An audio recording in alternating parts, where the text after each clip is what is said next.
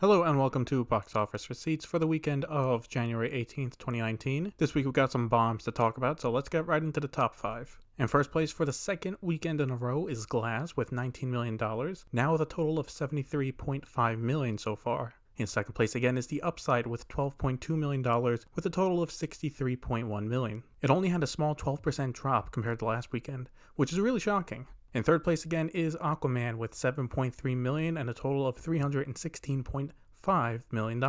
In fourth place is a newcomer who will not be staying long, and that is The Kid Who Would Be King with $7.2 million. What a terrible title. And lastly, in fifth place is Spider-Man Into the Spider-Verse with $6.1 million.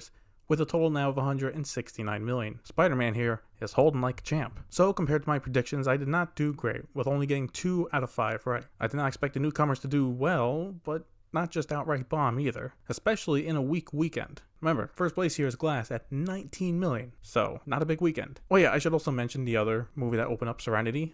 It opened up in 8th place with $4.8 million.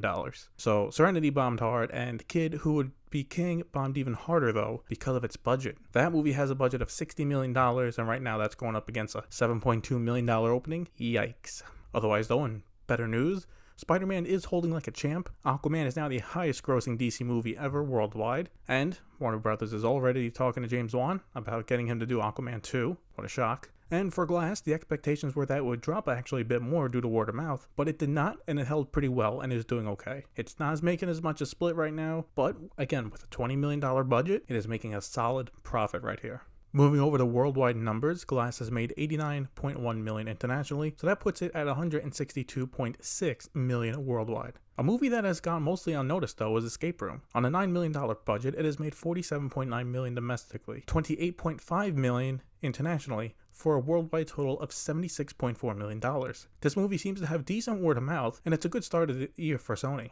Mary Poppins Returns seems to be slowing down, having made $153.6 million internationally and $318.6 million worldwide. To finish up, Deadpool 2 was released in China and did okay. Now obviously this is not the full rated R version of Deadpool 2, but a censored version of it, as they showed the Once Upon a Deadpool version. For the weekend it took in $22.3 million, and it was smart of Fox to release it now all of a sudden, because after next weekend it'll be Chinese New Year's, and like Thanksgiving or Christmas in America, will come a slew of movies for people to watch. If they waited, they would have to wait until March. And if by then the Fox and Disney deal was approved, Disney might have stopped it. Just cash in now, get it done with. Solid move. For this weekend, there is only one wide release, and that is from Sony with Miss Bala, a remake of a movie that was made less than 10 years ago. Now, I'm not seeing a lot of hype for this movie, but Glass only made $19 million this weekend. If it makes $12 to $13 million, then the question is, can Miss Bala make that much and secure first place? I'm going to go with a yes, it will, but just barely. So a close weekend, but my top 5 for the weekend are: first place, Miss Bala; second place, Glass; third place, The Upside; fourth place, Aquaman; and again, for fifth place again, Spider-Man Into the Spider-Verse. So that's it for this week's episode of Box Office Receipts. Thank you for listening. As always, you can follow on Twitter and Instagram at TylerCallahan95, and see you next week.